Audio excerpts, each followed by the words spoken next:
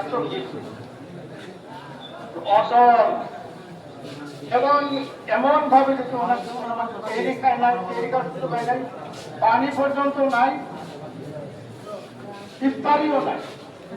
বাচ্চাকে একটা দুটো খেজুর করা হয়েছে, আর একটা দুটো খেজুরটা সেহরি খাওয়া হয়।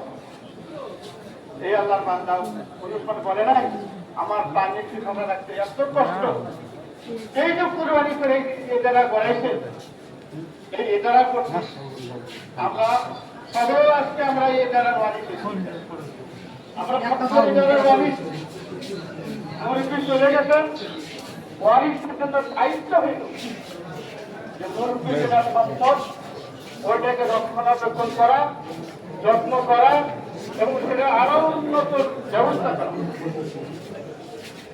আমি সবার কাছে অনুরোধ করব, আমরা যারা জীবিত আছি ইনশাআল্লাহ ওনারা যে যারা কাজ করে গেছেন থেকে সেই এগারো তাই দায়িত্ব ওনার কাছে নাই কিছু।